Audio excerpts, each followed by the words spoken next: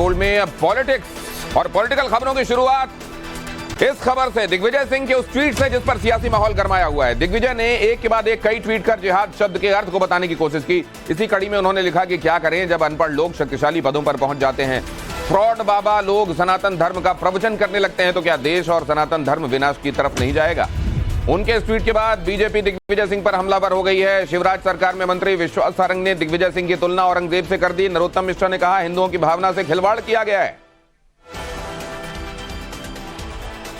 और big and bold में बिहार से अगली अहम खबर, बिहार के डिप्टी सीएम तेजस्वी यादव को गिरफ्तारी का डर सता रहा है। तेजस्वी यादव ने बीजेपी की इंटरनल रिपोर्ट का हवाला दिया। उनका कहना है कि बीजेपी का हाल बुरा होने वाला है, इसलिए अब मेरा भी हाल बुरा हो सकता है। कब क्या होगा कौन जानता है, फिर से छापेमारी हो जाए। और अगली अहम खबर मणिपुर से, मणिपुर में एक बार फिर से हिंसा भड़की है। हिंसक भीड़ ने इस बार केंद्रीय विदेश राज्य मंत्री आर.के. रंजन सिंह के घर को आग के हवाले कर दिया। जिस वक्त यह घटना हुई उस वक्त रंजन सिंह केरल में थे। उन्होंने जानकारी दी कि आगजनी की इस घटना में कोई जख्मी नहीं हुआ है। बताया गया कि उपद्रवियों ने पेट्रोल बम से केंद्रीय मंत्री के घर पर हमला किया। हिंसक भीड़ को तितर बितर करने के लिए पुलिस ने आंसू गैस के गोले भी छोड़े। बताया जा रहा है कि हिंसा की ताजा घटना के बाद से सेना और असम राइफल्स के जवानों ने अपना अभियान और तेज कर दिया है। और अगली अहम खबर, कर्नाटक में निजाम बदलते ही पुराने कानूनों को पलटने का काम शुरू हो गया, जिसके बाद कर्नाटक में नया सियासी नाटक देखने को मिल रहा है। रिपोर्ट देखिए।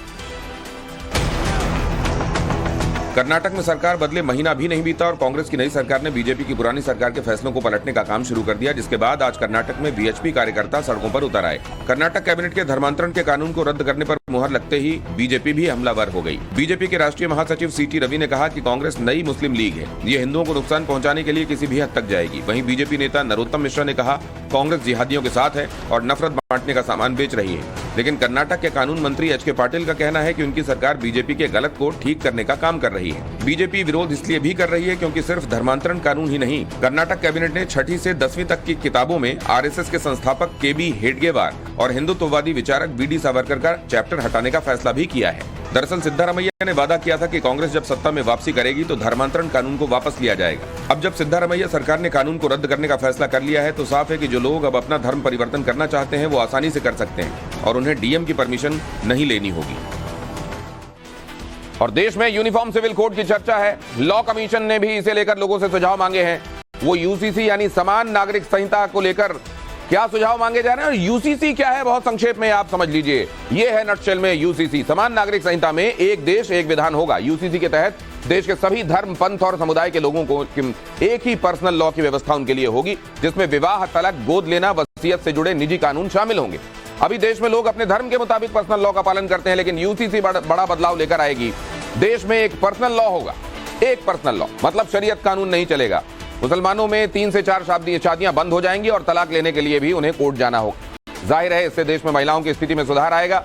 शरीयत के मुताबिक जायदाद का बंटवारा बंद हो जाएगा। इससे कोर्ट में सालों से पड़े पेंडिंग केसेस जल्दी सुलझा लिए जाएंगे। न्यायपालिका पर दबाव भी कम होगा। और बिग एंड बोल्ड में अगली अहम खबर, बजरंग दल कार्यकर्ताओं पर लाठीचार्ज करने पर कार्रवाई हुई। पुलिस कमिश्नर ने पलासिया थाना इंचार्ज को लाइन अटैच किया। फर्जी केस दर्ज करने पर हुई कार्रवाई। बता दें कि कल प्रदर्शन कर रहे बजरंग दल कार्यकर्ताओं पर पुलिस ने बल प्रयोग किया था और कुछ कार्यकर्ताओं को हिरासत में लिया गया था। मध्य प्रदेश की यह खबर इंदौर की देख रहे हैं आप। और अब बहुत जल्दी से देखिए big and bold quick takes. 2024 से पहले यूपी में बड़े उलटफेर के संकेत मिल रहे हैं। सीएम योगी आदित्यनाथ ने ओम प्रकाश राजभर से मुलाकात की है। दोनों के बीच करीब आधे घंटे तक बातचीत हुई। कयास लगाए जा रहे हैं कि लोकसभा चुनाव से पहले दोनों के बीच गठबंधन हो जाएगा। पश्चिम बंगाल के साउथ 24 परगना में हिंसा को लेकर राज्यपाल ने ममता सरकार पर हमला बोला है। राज्यपाल हिंसाग्रस्त इलाकों का दौरा करने पहुंचे थे। वहीं कलकत्ता हाईकोर्ट ने राज्य में केंद्रीय अर्धसैनिक बलों की तैनाती का आदेश दे दिया है। बिहार में आज नीतीश कैबिनेट का विस्तार हुआ। संतोष मांझी के जाने के बाद जेडीयू से रत्नेश सदा ने मंत्री पद की शपथ ली। 49 साल के रत्नेश सदा मांझी की तरह मुसहर समाज से आते हैं। वो लगातार 3 बार विधायक रह चुके हैं। नेहरू मेमोरियल का नाम बदलने पर कांग्रेस भड़क गई है। कांग्रेस नेता जयराम रमेश ने आरोप लगाया कि मोदी सरकार विरासत को खत्म करने में जुटी है। दिल्ली में Nehru memorial museum and library का नाम बदलकर अब prime minister museum and library रख दिया गया है। 21 तारीख को अंतर्राष्ट्रीय योग दिवस मनाने की तैयारी जोरों पर है। पीएम मोदी इस मौके पर संयुक्त राष्ट्र सचिवालय में योग सत्र की अगुवाई करेंगे। बीजेपी अध्यक्ष जेपी नड्डा और रक्षा मंत्री राजनाथ सिंह केरल में मौजूद रहेंगे। अंतर्राष्ट्रीय योग दिवस 2023 मानवता की थीम पर आधारित है।